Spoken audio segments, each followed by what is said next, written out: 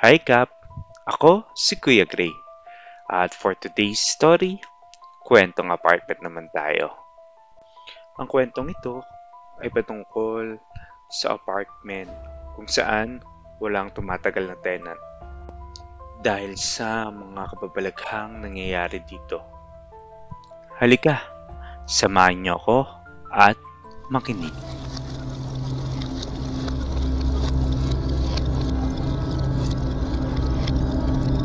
Kuya Ron, sure ka ha? Dito scam? Napakamura naman ata. 1.5 para sa isang buwan? Tapos ang laki pa ng place. Oo naman Mark, legit to. Ano, game ka? Baka maunahan ka pa. Napakamura naman kasi kuya. It's good to be true. Tapos ang laki pa ng lugar. Siyempre, di mo may iwasan na magduda ako, di ba? Sabagay, may punto ka. Pero Mark, aarte ka pa ba? Aba, napakahirap kayang humanap ngayon ng murang mauupahan. Mostly, ang pinakamababang rentang makikita mo dito, 3.5. O ano? Game ka ba? Sige kuya, kunin ko na. Yun! O paano? Mark, i-reserve ko na to sa'yo ha. Tapos, 1 month deposit at 1 month advance. Di bali, 4,500 lahat. Sige kuya, isi-send ko na lang sa'yo mamaya. Thank you Mark. O paano? Baba ko na to. Pumunta ka na lang dito mamaya para makita mo yung apartment. Okay? Pagkababa ng tawag ay inasikaso ko na yung mga susuting ko papunta sa apartment. Pasado alas 4 na rin ng hapon nang makarating ako sa lugar kung saan nakatayo yung apartment. Sinalubong ako ni Kuya Ron. Kamusta yung biyahe Mark?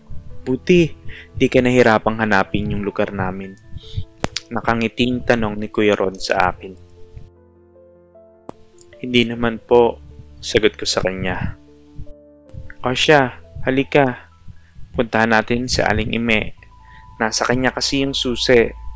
Siya nga pala yung caretaker at sa kanya ka rin magbabayad ng upa. Naglakad kami ng ilang minuto at sa wakas, narating namin ang bahay ni Aling Ime. Aling Ime, tao po.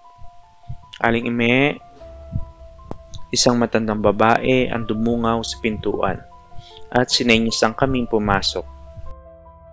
Aling Ime, eto nga po pala si Mark. Ito yung kinukwento ko sa inyong gustong umupa ng apartment. Tinitigan ako ni Aling Ime mula ulo hanggang paa. Para bang kinikilatis niya ako? Iho, sigurado ka ba na gusto mong upahan ng apartment? Tanong sa akin ni Aling Ime. Opo, nakangiti kong sagot sa kanya. O sige, iho. Pero gusto ko lang malaman mo na oras na pumirma ka, bawal mo nang bawiin ng upa mo kahit ilang araw ka lang tumira dyan sa apartment. Nagkakaintindihan ba tayo? Opo, Aling Ime, sagot ko sa kanya. Maya-maya, ibinigay na ni Aling Ime yung kontrata. Pagkatapos kong pirmahan, ay binigay niya na rin sa akin ng susi. Hinatid ako ni Kuya Ron sa tapat ng apartment. O paano Mark, iiwan na kita ha. Kaya mo na yan. At baka hinahanap na ako ni Commander. Mahirap na, baka sa labas ako ng bahay matulog. Pabirong paalam sa akin ni Kuya Ron. Nasa unang palapag ang nakuha kong apartment. Sakto, hindi ako mahihirapang umakyat. Kaya lang, ang nakakapagtaka, wala akong ibang makitang tao. Para bang ako lang yung tenant dito? Pagpasok sa apartment, may kakaibang kilabot akong naramdaman. Di ko alam, parang may nakatitig sa akin. May sumisigaw sa utak ko na umalis sa lugar na yon. Kaya naman napagdesisyonan ko na umuwi muna at bukas na lang bumalik. Paglabas sa gate, isang bata ang sumalubong sa akin. Kuya, ikaw Diyan tira? Tanong sa akin ng bata. Tumango lang ako sa kanya. Wag, wag, alis ka, wag. Tira dyan, lalaki, may sungay. Biglang bumilis sa tibok ng puso ko. Pinagpawisan at nanindig ang mga balahibo dahil sa sinabi ng bata. Bata, ano ulit yung sinabi mo?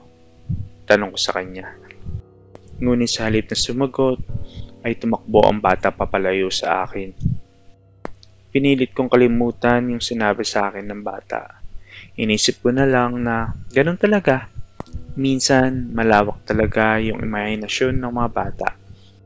Itinapat ko ng Sabado ang araw kung saan lilipat ako sa bago kong apartment. Pero dahil sa napakadaming project, late na akong nakalabas ng trabaho. Alas 7 na ng gabi nang makauwi ako sa bahay. Kinakailangan ko nang umalis ngayon at bukas, dilipat na yung kapalitan ko. Pasado alas 11 nang marating ko yung bago kong apartment. At pagpasok dito, muli bumalik yung kaba at takot. Pero iniisip ko na lang na mawawala din ito at masasanay din ako. Shit. Nakalimutan kong palitan yung bombilya. Naalala ko, sira pala yung ilaw at kinakailangan kong palitan to. Kaya naman, pansamantala, ilaw na lang ng cellphone ang ginamit ko. Dahil sa pagod, sa pag-iimpake at paglilipat, unti-unti nang pumipikit ang aking mga mata. Kaya I decided na magpahinga at matulog. Pagpasok sa kwarto ay muntikan nang tumigil ang tibok ng puso ko. Anak nang... Hindi ako makagalaw sa kinakatayuan ko. Sobra ang panginginig ng kamay ko. Paano ba naman kasi may isang malaking painting ang nakasabit sa kwarto? Isang malaking muka at ang mga mata ay dilat na dilat at nakatitig sa akin. Isabay mo pa yung ngisi na para bang nang aasar. Hindi ko alam pero baka naiwan to nung huling tumira dito. Ibababa ko na sana yung painting kaya lang sobra na yung pagod ko. Kaya napagdesisyonan kong pagpabukas na lang at matulog na. Mabilis akong nakatulog. Ngunit bago ako tuluyang mawalan ng malay, nakarinig ako ng nakakapangilabot na tawa. Oh God! Oh God! Wala na akong pake kung di ko na makuha yung renta o yung mga gamit ko. Ang mahalaga, makaalis ako sa impyernong lugar na ito. Alas 5 ng umaga nang magising ako. Nalimpungatan ako sa mga kaluskos at bulong. Ngunit ang higit na nakakapangilabot, wala na yung painting. Wala na yung painting. Dahil yung inaakala kong painting, bintana pala.